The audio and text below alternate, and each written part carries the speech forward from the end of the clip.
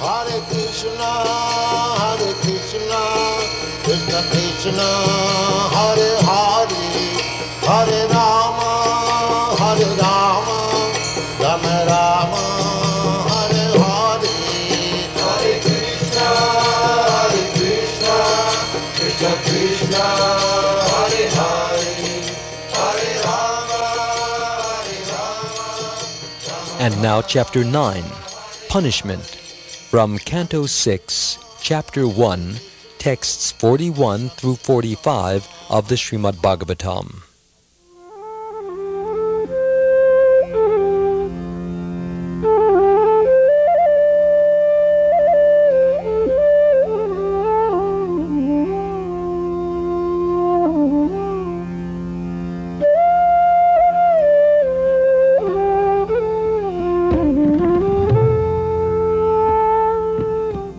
The Yamadutas continued.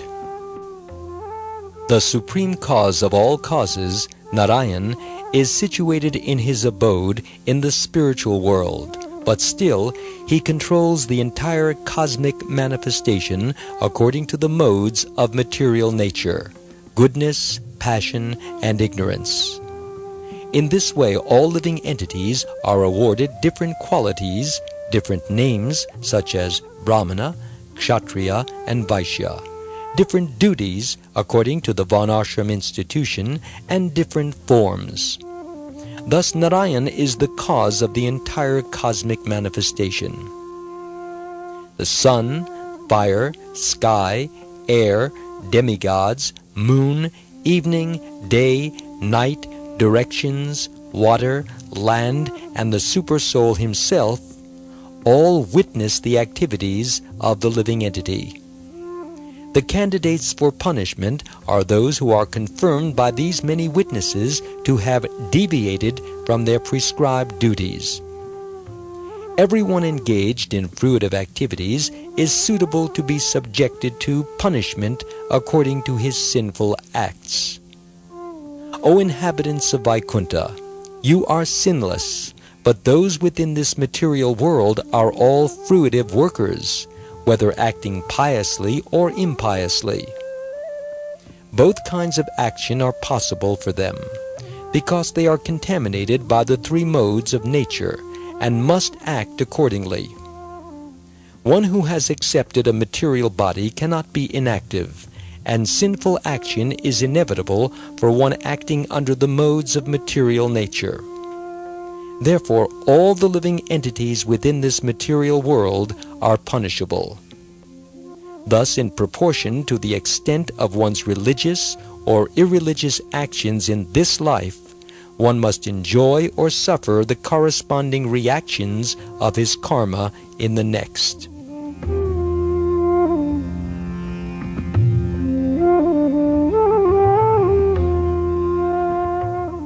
Purport. The Shvetashvatara Upanishad, chapter 6, verse 8, informs us, Natasya karyam karanam cha vidyate, natatsamash cha vyatikash cha drishyate, parasya shaktir vividaiva shruyate, swabhaviki jnana bala kriya cha. Narayan, the Supreme Personality of Godhead, is almighty, omnipotent. He has multifarious energies, and therefore he is able to remain in his own abode, and without endeavor supervise and manipulate the entire cosmic manifestation through the interaction of the three modes of material nature, goodness, passion, and ignorance. These interactions create different forms, bodies, activities, and changes which all occur perfectly. Because the Lord is perfect, everything works as if he were directly supervising and taking part in it. Atheistic men, however, being covered by the three modes of material nature, cannot see that Narayan is the supreme cause behind all activities. Lord Krishna confirms this in the Bhagavad-gita, chapter 7, verse 13. Tribir guna mayer bhaver, ebi sarvam idam jagat, Mohitam nabijanati mamebhya param avyayam, which means, quote, deluded by the three modes, the whole world does not know me, who am above the modes and inexhaustible. Unquote. There are three energies of the Supreme Lord: the internal energy, Parashakti, the marginal energy, and the external energy. The living entities belong to the marginal energy because they can come under the influence of either the internal or external energy of the Lord. By nature, they also belong to the Parashakti, but when they come under the control of the material energy, they are known as Kshetra Gya Shakti, knowers of the material field. In other words, the direct internal energy of God is spiritual, para, and the living entities have this same nature, para, but in contact with the material energy, or kshetra, the living entity accepts a material body as his self and is thus forced to act, manipulating the five senses.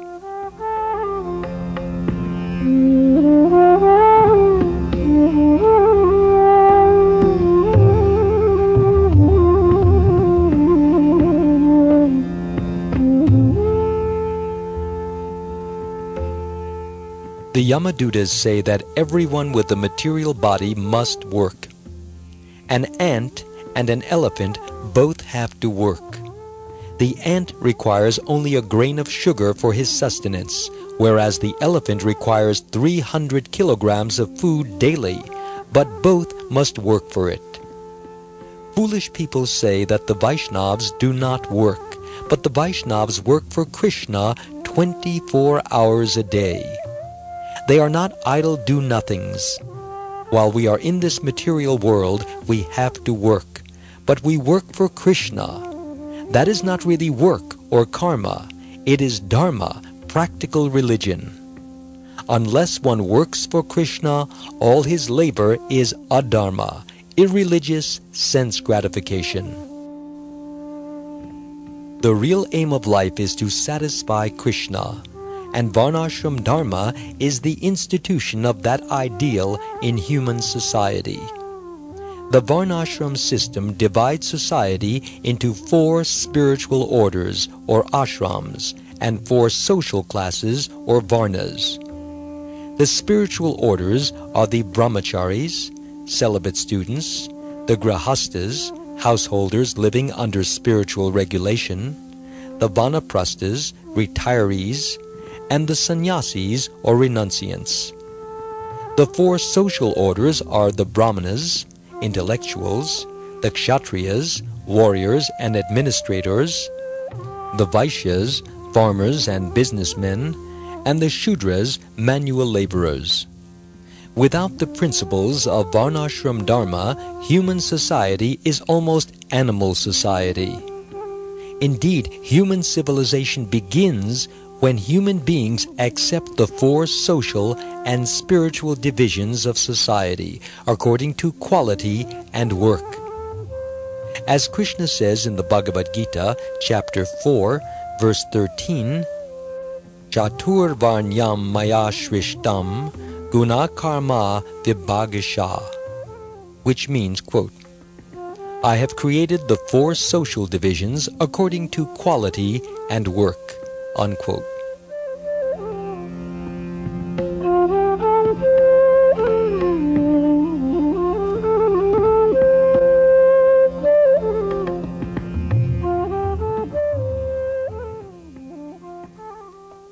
In this material world, we associate with a particular combination of the modes of nature, and accordingly, we mold our character and behavior, and by this criterion, we fit into a particular social category. Today, people say that there should be no more caste system, but how can they ignore the natural designation of classes in human society? There must be a class of intelligent men, the Brahmins, who are qualified to disseminate Vedic knowledge to the people in general. There must be a class of Kshatriyas to offer administrative rule and protection. There must be a class of merchants and farmers, the Vaishyas, who trade and perform agricultural duties such as cow protection. And there must be a class of Shudras who render service to the other classes. All men fit into these 4 classes, each according to his guna or nature.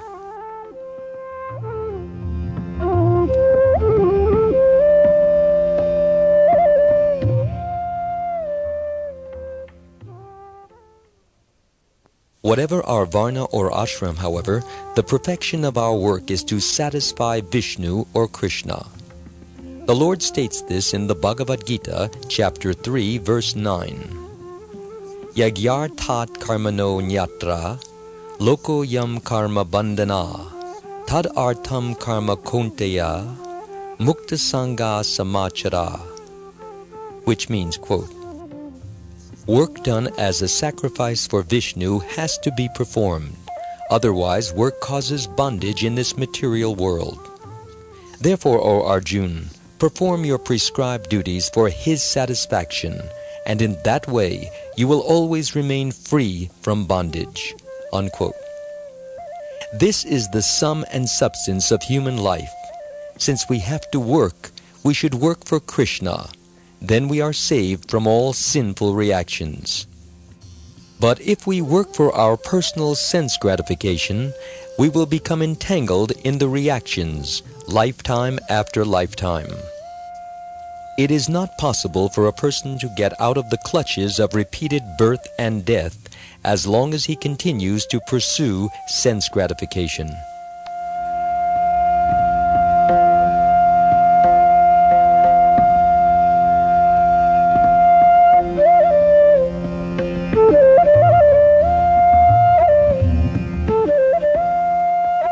Chaitanya Mahaprabhu says, Jivera Svarupa Haya Krishnera Nitya Das, from the Caitanya Caritamrta, Madhya Lila, chapter 20, verse 108, which means, quote, the constitutional position of the living entity is that he is eternally a servant of Krishna, unquote. If one takes that position, he is saved, otherwise not. And how does one who accepts his position as a servant of Krishna work? Prahlad Maharaj explains in the Srimad Bhagavatam, Canto 7, Chapter 5, Verse 23. Shravanam Kirtanam Vishnu, Smaranam Pada Sevanam, Archanam Vandanam Dasyam, Sakyam Atma Nivedanam.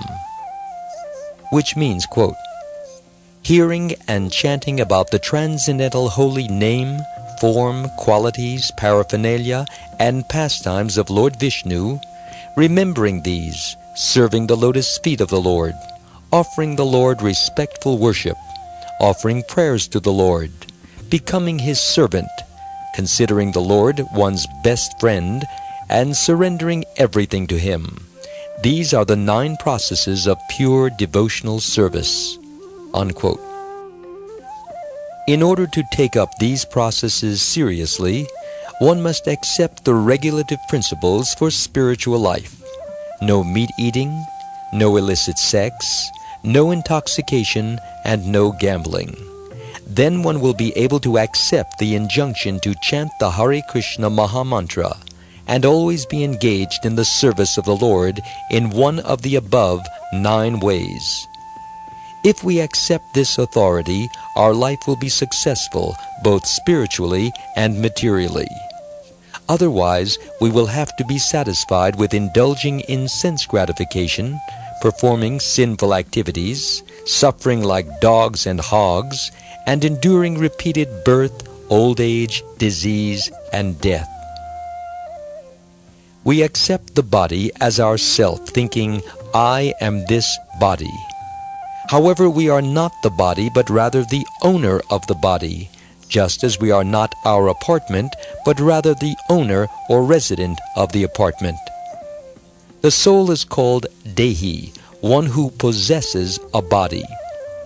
When we study our body, we say, this is my hand, this is my leg. We do not say, I am this hand, I am this leg. Yet the illusion that we are the body persists. The body is nothing but a vehicle for the soul. Sometimes a new motor car is wrecked in an accident, and the driver is overwhelmed with the sense of loss, forgetting that he is not the motor car. That is the effect of ahankara, false ego, or false conception of proprietorship.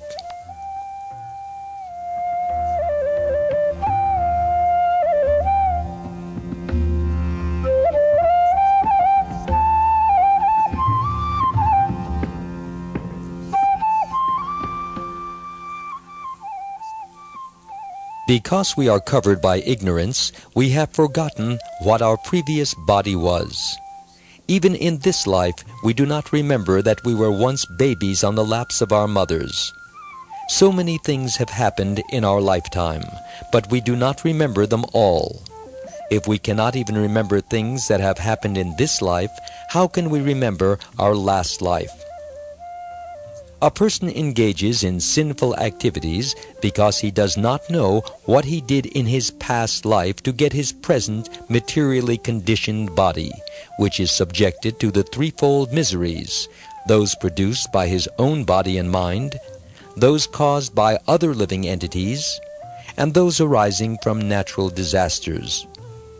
As stated by Lord Rishabhadev in the Srimad Bhagavatam, Canto 5, Chapter 5, Verse 4, Nunam pramata kurute vikarma yad indriya pritaya apranoti. A human being who is mad after sense gratification does not hesitate to act sinfully. Na sadhu manye. This is not good. Yata atmano yam asan api kleshada asa deha. Because of such sinful actions, one receives another body in which to suffer, as he is suffering in his present body because of his past sinful activities. A person who does not have Vedic knowledge always acts in ignorance of what he has done in the past, what he is doing at the present, and how he will suffer in the future. He is completely in darkness. Therefore, the Vedic injunction is tamasi ma, don't remain in darkness. Jyotir gama, try to go to the light. This light is Vedic knowledge, which one can understand when one is elevated to the mode of goodness, or when one transcends the mode of goodness by engaging in devotional service to the spiritual master and the Supreme Lord. How service to the Lord and the spiritual master results in Vedic knowledge is described in the Shvetashvatara Upanishad 6.23. Yasya deve para bhaktir yatha deve tata guro tasyate katita yartha prakashante mahatmana. Which means, quote, unto those great souls who have implicit faith in both the Lord and the spiritual master, all the imports of Vedic knowledge are automatically revealed. Unquote.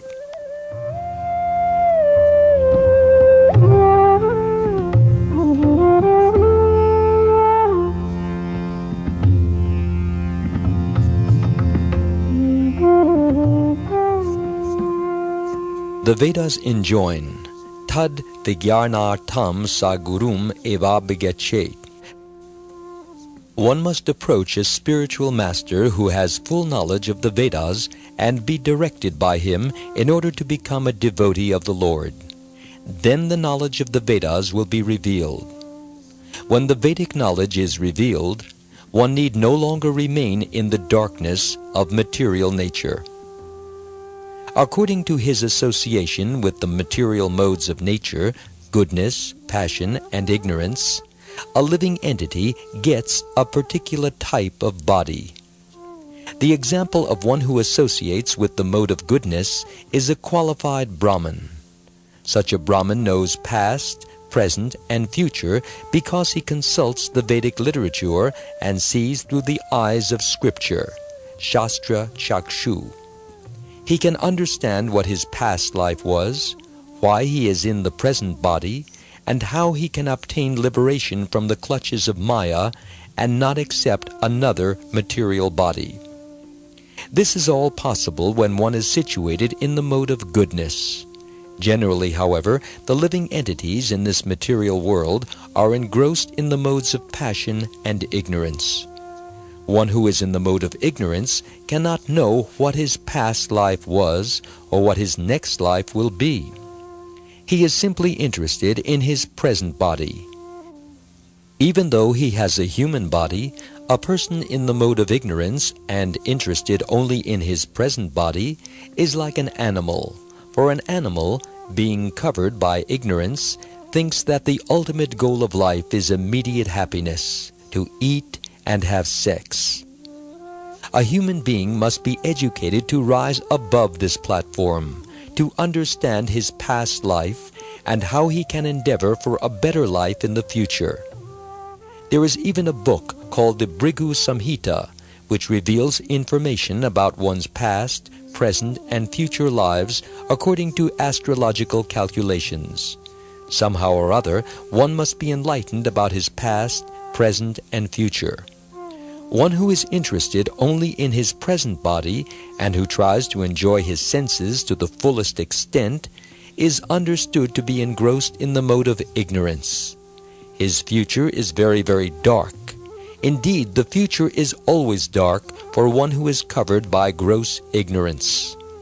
Especially in this age, human society is covered by the mode of ignorance. Therefore, everyone thinks his present body to be everything, without consideration of the past or future.